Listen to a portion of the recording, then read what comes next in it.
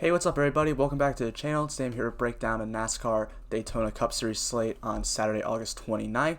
The biggest race of the year so far. We have the last race before the playoffs, and it's at Daytona. So we know this race is going to be exciting. It's going to be wild. There's going to be a lot of wrecks. I'm really excited to watch this race. Really excited to play DFS for this race. The plate races are like my favorite races to play DraftKings on. I just really love the strategy, love how you got to make lineups, all of that. So there's so much that goes into that. But before I get into all of that, if you're new here, make sure to leave a like on the video, subscribe to the channel, turn on the notification bell, leave a comment, tell me how you thought the video went, ask me a question. All those things really help me grow the channel. They help me get more notice on YouTube, and we've had a lot of growth throughout NASCAR season. We've also had a lot of growth throughout NBA season, which is been going on right now as well. So if you want to stick around for NBA videos, I also got NBA content, and I will be having NFL and NCAA football content coming out very, very soon. NFL starts in 2 weeks. It's crazy. 2 weeks away, NFL season. I'm so excited. My favorite sport for DraftKings. I absolutely love it. Having a ton of videos, ton of content for you guys. I'm working on like what my exact schedule for that is going to be right about now, actually. So yeah, be prepared for that. Got a lot of stuff coming out for that. If you want to get more of my content, you can subscribe to my Patreon. And for NASCAR, for only $10 a month, you're going to get the NASCAR Cup Series, Xfinity Series, and Truck Series, all 3 series combined for $10 a month. You're going to get a cheat sheet with projections, with an article for every single race, salary tier rankings for every single race, and a cash score for every single race. Now, this week we're not getting salary tier rankings because salary isn't important, but that's just because of this the nature of this race versus other races. But if you want to follow me on social media as well, my Twitter is @DFSNateLane. My Instagram is @NateLane_. You just follow me over there. You can ask me questions over there. You can I talk about sports, like talk about NASCAR, basketball, football, baseball, pretty much everything. Fantasy football a lot too. So be sure to go over there and check that out as well. All right, I think it's time to get into the breakdown. This time, it's not going to be as much. This time, we're going to go over the optimal lineups first. This is the past optimal lineups for every single plate race in the last 2 years, except for last year's summer Daytona race, which was this race, because that race there was a really, really big accident, and then under caution, everyone like pitted and it started raining, so Justin Haley stayed out and won the race, and the optimal lineup was like a bunch of trash drivers who literally were irrelevant in that race. So I don't want to use that in my data just because that race is just a huge outlier, and all these races are outliers anyway, but that one was an extra outlier, so I didn't use that race in my data here. But so I got all the optimal lineups. I'm not going to go down through like all the players or all the drivers in each one, because I mean that's really not as important. That's not why I gathered this data. But if we look at the salary used on the optimal lineups, 42,000, 47, 41, 47, 46, 45, 43, 46, 45. All right. So none of those were even close to filling up the entire salary. Like you don't need to fill up use up all your salary in these lineups. So don't be scared if you're making lineups and you think this looks really good, but there's $5,000 left over. No, that's okay. That's probably a solid lineup. Like you don't need. This is not a race where you need to do the salary, because there's so much attrition and so much variance in these races where you're gonna have just a ton of accidents. One driver in the middle of the field or in the front of the field could wreck, and every car with like right around him is going to be taken out. 10 to 15 cars in one accident, and then all those guys are pretty much done. So I mean, it's just a race where you could be doing absolutely amazing, and then boom, it's over just like that. So this is a race where you got to be careful with. You got to learn a strategy on how to pick lineups, and that's where I'm going to get in where to pick drivers from where they start. So if you're going to play cash games today, the way to do this is just really to stack the back, play all guys that start 20th or back. I mean, because they have a higher floor and as much of a high ceiling as any other driver in the field, except for some drivers that aren't really fast, and we'll talk about those as well in a little bit. But for the most part, stacking the back works. But be sure to don't stack. There's some drivers you don't want to put in anyway, and we'll get into that. So be sure to keep watching this video. In a few minutes, we'll get into that. But if you're playing GPPs, you don't want to just only stack the back, because in every single optimal lineup, like you can see a third place starting, 9th, 7th, 4th, 10th, 8th, 9th. Like there's guys that start up high in these lineups, so you're going to want to at least have one of these guys. And if we look on average in the top 12, we have 1.22 drivers starting inside the top 12 in every optimal lineup. Drivers starting between 13 and 25, again 1.22 on average, and then drivers starting 26 to 40 of 3 on average. So in my opinion, what you want to do is, especially if you're using an optimizer, but even if you're not, if you're using an optimizer, set a rule where you have at least one driver starting in the top 12, at least one driver starting 13 to 25, and then probably just at least 3 drivers starting from 26 to 40th. And then there's one spot open and the optimizer will fill in that last one. That's what you want to have. And if you're hand building lineups, again, I would have at least one inside the top 12, one inside or one between 13 and 25, one between 26 or three between 26 and 40, and then you can choose that last driver from wherever spot you want, because it's not like here. Let's see. There's 9 and 7. That's four. There's 4 drivers inside the top 12 in that one. So it's not like it can't happen. So you do want to be able to be a little flexible. Don't just set a one rule and stick with it. So that's how I would go about making lineups for this race. There's not lap sled isn't a big deal here, because I mean someone can lead a ton of laps and wreck and that be it. Like, I mean, yeah, this race we had Ryan Blaney in 118 laps, but that's like not normal. Like, look, 20 and 17. Look, this one only has 1 and 1. So like it doesn't, lap sled don't necessarily mean anything. Now if a guy leads 70 laps and finishes inside the top 5, then yeah, you're gonna need that guy. But you would have probably needed that guy regardless if he led the laps or if he didn't, unless there was like no wrecks. So this is just a race where I think the lineup construction is just very important, more important than other races. And then we're going to get into ownership too. That's the other really important key when we get into the driver by driver, but I mean, which it really isn't driver by driver. But so yeah, I mean, I just think that's so important for these kind of races, is being able to build a lineup construction that can win you a GPP. And that's how you're going to have to do it. You're going to have to take some risk on some guys. You're going to have to take a risk on someone like Denny Hamlin, who's starting up front this week, or Kevin Harvick, who's starting up front this week, who could do really well and could be the guy you need. So, all right, let's get into, I guess I'm not really going to go driver by driver and talk about every individual driver, because it's just not really needed this week. It's not something like, this isn't a track where track history matters all that much. I mean, like, yeah, some guys have a better average finish, but like, look, Ryan Newman has the best average finish at Daytona, but like, I'm not like saying like, oh my god, I gotta play Ryan Newman this week. Like, it's just, it's not something that really is as important. But we'll go through the top 12, and then we'll go through each tier I talked about. So we're gonna go start out with the top 12 drivers. We have Kevin Harvick, Martin Truex Jr., Joey Logano, Brad Keselowski, Eric Almirola, William Byron, Jimmy Johnson, Alex Bowman, Ryan Blaney, Denny Hamlin, Kyle Busch, and Austin Dillon. That's the top 12. So ownership's going to be a big key here, and you're going to want to get away, well, not necessarily want to get away, but you're going to want to like have some differential from the field. Especially, I think nowadays people are making more lineups the way I've said on the last page. It used to be just people would just stack the back and that's it, and like just having a guy up front would be different. But now people are starting to catch on. Oh, you might need a driver in the front. You might need some guys in the middle. Like, so they're gonna play some of these guys. So some of these guys are maybe not gonna be the highest owned, or not gonna be like 40, 50% owned, but they may be like 25% owned, when someone like William Byron might be 10. So like I think Ryan Blaney is someone who's gonna get a lot of ownership. I mean, if the last 3 races on plate tracks, you have you've seen Ryan Blaney first or second in all 3 of them in a photo finish. We saw at Talladega, he was like 4 or 5 wide across the finish line. Daytona 500, he barely lost Denny Hamlin, and then last year's fall Talladega race, he nudged out Ryan Newman for the win. So we've seen Ryan Blaney be up at the front of these races. So I think he's going to be very, very popular. And he starts 9th. He's not like on the pole. And another guy I think is going to be really popular for good reasons, Joey Logano. He's shown a lot of strength at the plate races in the past, and Denny Hamlin has as well, starting 10th. So those are guys that, yeah, they probably have more likely of a chance to win this race just because of how well they've been here. But like if they wreck, they have every opportunity to wreck everyone else does. I think Eric Almirola usually would be, but he does start 5th, so maybe not as much of a play this week, or as a popular play this week. But like Martin Truex Jr. is someone I probably would avoid. He always seems to end up in wrecks here, but like still play a little bit of Martin Truex Jr., Kevin Harvick. You want to get to Brad Keselowski, William Byron, Jimmy Johnson, Bowman, Kyle Busch, Austin Dillon. These are the kind of guys that like you may want to get to, because not as many people are going to be on them. Now another key part of this race is the last race before the playoffs. So guys like that are locked into the championship, like Harvick, Truex, Logano, Keselowski, even Almirola is locked in. He doesn't have a win, but he's locked in.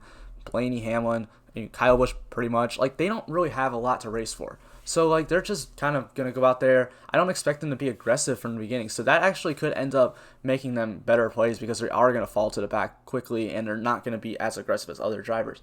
But now you got guys like William Byron, Jimmy Johnson, who need to win to get in this thing. Like, Johnson's on the outside of the playoff line right now, and Byron's barely ahead of him. So, like, these guys, they need to win this race, and they're probably going to be more aggressive and, be up there. They're going to be trying to be up there at the front. That also means they have more likely to wreck. But I mean, every single driver still has the same exact chance to wreck. You can't really look at it that way. It's just an interesting difference about today's Daytona race versus any Daytona race pretty much ever.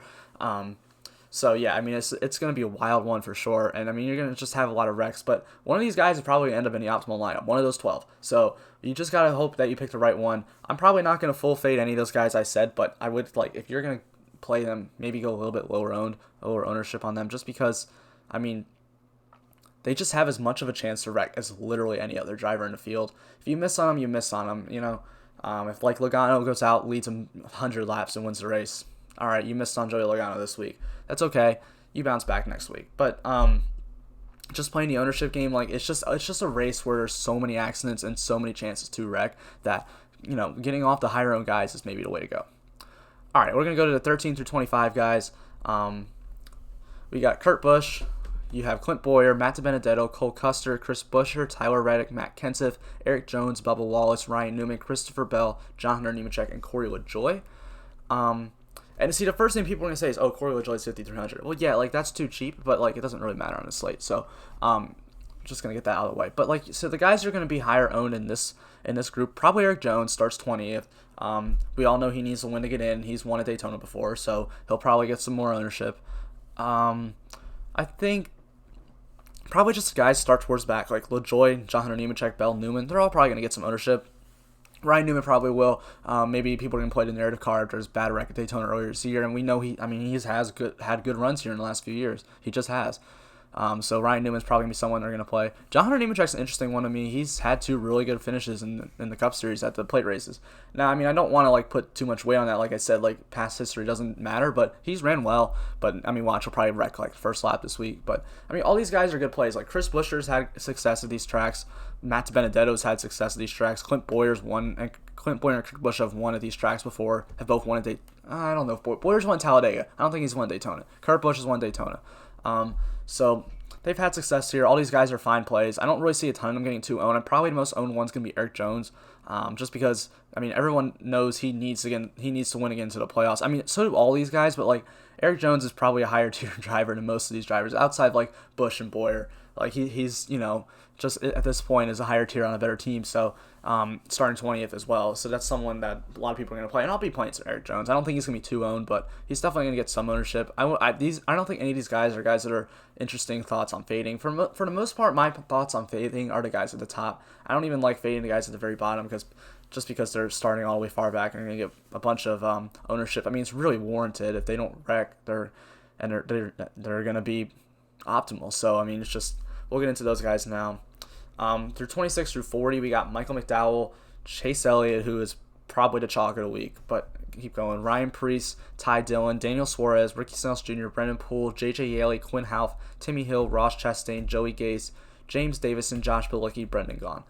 All right, so we're gonna cross off Josh Bilicki, James Davison, Joey Gase, Timmy Hill, and Quinn Houff from this race. I'm not playing any of those guys this week. Their cars aren't fast enough to keep up with the main pack.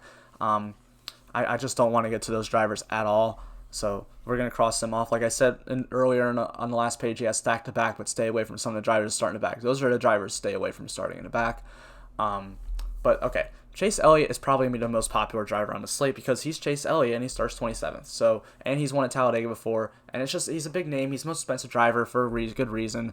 But this is the one driver that I think may be an interesting fade. Now, just because, like, everyone's playing him. So, like, because everyone's playing him, that is really going to keep some of these guys at the top lower owned. Like, really going to keep them lower owned. But it's also going to keep guys like Ryan Preece, Ty Dillon, maybe not Stenhouse, but, like, Preece, Dillon, McDowell, maybe even Ross Chastain, like, lower owned because they're going to say, oh, I don't want to play all the guys in the back. And they're going to just, play Chase Elliott. Like, he's just sort of, like, there. It's just like, oh, I'm going to play Chase Elliott in there. Like, if I was just going blindly making a line, like, I did that. I was like, oh, Chase Elliott, you got to play him. So, like, he's someone that I think is going to be the highest owned driver this week. It's just, like, he has as much a ceiling as all these guys, as all of them. Preece, Ty Dillon, Michael McDowell. And if Chase Elliott wrecks out, boom, that's going to be so much ownership gone. This is probably the one driver that starts toward the back that I'm kind of comfortable fading just because I know he's going to be so highly owned. And I know he's going to, like, he just has the potential to just wreck out. just like anybody else. And I don't want to play those super high owned guys. Like, I don't think Ryan Preece can get a ton of ownership. But Ryan Preece has a few top fives at plate races. Ty Dillon's got a few top tens at plate races. Michael McDowell as well. Like, Stenhouse has won these races before. He's going to get ownership. We'll get to Stenhouse. Like, some of these guys just like I would rather just like get to at the lower ownership than Chase Elliott. And now I can just see the ownership on Chase Elliott skyrocketing this race. And he's a great play. Don't get me wrong. He's won at Talladega before. He's a great driver. He's in one of the best cars, and he starts in the back. He's a great play, and he's a lock in cash. But in GPPs, there are definitely opportunities to fade him. That's a bold fade. That is a very bold fade. It's like Allmendinger in the Xfinity Series race today. That's a bold fade to get off of, is getting off of Chase Elliott. But if you're bold enough to get there, it could really, really pay off. All right. Let's see. So I do like Ryan Preece, McDowell, and Ty Dillon a lot. They've all ran well at plate races in the past, and they all start towards the back. I like those guys a lot. Even Daniel Suarez isn't someone I hate getting to today, just because if everybody wrecks out, he can move up some spots. I'll have some exposure. Now, Ricky Stenhouse Jr. is another guy I expect to be really popular. And Ricky Stenhouse Jr., this is Ricky Stenhouse Jr.'s range of outcomes. A top 3 or wrecked. That's it. If there's one driver I could pick that's going to wreck the entire field today, I would choose Ricky Stenhouse Jr. He's the most aggressive driver out there. He's a driver that, like, everyone hates plate racing against him because he knows he's so aggressive. But he's also very good here. And Stenhouse is a driver who needs to win. We saw him barely lose at Talladega to Ryan Blaney earlier this year. So Stenhouse, we know he can win these races.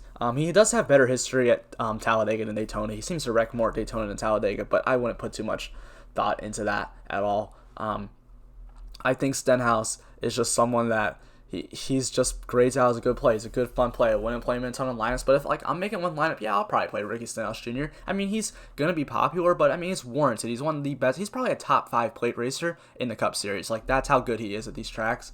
And I just, it's hard to stay away from him starting 31st. If he wrecks, he wrecks. But he seems like a good play, a good safe play. I mean, I don't think he's going to wreck early. If he wrecks later in the race when everyone else is wrecked, he's still going to have positive points. So I don't think Stenhouse is a terrible option here. He's going to be aggressive trying to win the thing because he wants to make the playoffs. So, yeah, I don't hate him. All right, now Brennan Poole and J.J. Yeley, you notice I didn't X out this race. Well, J.J. Yeley's actually been decently consistent this year, and now we go to a track where I think him and Poole, both those cars, can hang in that top pack. I don't think they're cars that are they're better than Quinn Houff's car and Timmy Hill's car and Joey Gates and Davison's car. Those cars are better than those. So I don't think they're drivers that have the upside. And I believe Brennan Poole had a 16th place finish at Daytona earlier this year. So he has shown the ability to run well. And I mean, he avoid the wrecks. That's what I'm saying. He's not going to be a guy that's going to just automatically get you a top 15. But if everybody wrecks, yeah, that's a guy that could be there. Same thing with J.J. Yeley. They both can run in the main pack, and that's valuable with that salary. So both those guys can pay it off for you, and nobody's playing these two today. So there's some guys I want to get a little bit of ownership on that I'll probably have a few lineups with. Ross Chastain, someone I love today, 7,100. We saw him race Daytona 500 in the 77 car for Spire Motorsports, but he has sponsorship, and he ran competitive the whole race, up towards the front the whole race, wrecked out in the very, very closing laps of that race. Was a driver that I had played a lot of, that I was very, very happy with the decision, and that kind of wrecked at the end and it hurt. But Ross Chastain was definitely someone that had a great run, and someone that could definitely do it again. I mean, he's a threat to win. That's what I'm saying. All these drivers, pretty much everyone in the field is a threat to win, and Ross Chastain's a threat to win. So I think Chastain ends up looking like a good play starting 36, and I don't think a lot of people are going to play him. People are playing Brendan Gaughan today. Brendan Gaughan's the other guy who's going to probably be the second highest owned driver today. I'd say Chase, Stenhouse, and Brendan Gaughan, probably the 3 highest owned drivers in this race. But he starts 40th. People were going to say this week, this is a chalk that people are going to be like, oh, you can fade Brendan Gaughan because he's $8,600, but I don't care about salary going into this race at all. So starting 40th, Brendan Gaughan, I'm fine with that. He has 0 negative options to go down. And yeah, at Talladega, he did not run well. The whole race, he fell off the main draft and was in the back the whole race and went a lap down. But he got back and he ended up in the optimal lineup for that race. So and that's the only time in the past 2 years or at least in the last year, I've seen that happen to Brendan Gaughan. Usually he's able to run up in the top field, top pack. So I don't expect that to happen again. And I mean, he just starts 40th. Like he's no somehow always finds a way to avoid wrecks, except when he went flipping at Talladega last year. Other than that, he always ends up somehow avoiding all the accidents, and he can only go up. It's not like he can go down. So Brendan Gaughan has, I mean, he finished like I think 10th at Daytona earlier this year. I mean, I can go look. Let's look. I want to see what Brendan Gaughan finished in Daytona at 500 earlier this year. 2020 Daytona 500. Brendan Gaughan finished 7th. So that's, I mean, yeah, everybody wrecked that race, but everyone's wrecking this race too. That could happen again. Brendan Gaughan could get you a top 10 finish. Don't be surprised by it. Like, he's someone that, I mean, yeah, probably not going to, but he could get you a top 20, and I don't think anyone would be shocked. He could get you a top 30, and he's still going to be a good play. So, like, Brendan Gaughan, Greg Taylor's a solid option. Again, not someone I'm going to play 100% of because, yeah, all these, like, Ross Chastain has the same amount of upside as Brendan Gaughan. Maybe more. Ricky Stenhouse Jr., same thing. And Ricky Stenhouse Jr. is actually cheaper than Brendan Gaughan. But, like, I'm not going to, like, just totally X him out of my lineups. I'm definitely going to get some of him today. So, yeah, I think that's really all I got to say on this video. I mean, this was a really good one. I'm so excited for this race. If you're watching this on Friday, make sure to go check out the Xfinity Series video. That race tonight, that's gonna be a fun race. Same thing, Daytona right before the playoffs. So that'll be a fun race too. Just be sure to go check that out. Yeah, I think that's really all I got. Make sure to leave a like, subscribe to the channel, turn on notification bell, leave a comment, ask me questions, anything, I'll answer. Subscribe to the Patreon, follow me on social media. Yeah, I think that's really it. Thank you guys so much for watching. I hope you guys have a great weekend watching this race and all the races this week. And we got a Truck Series race on Sunday as well. Hope you guys make some money this week. Thank you guys for watching.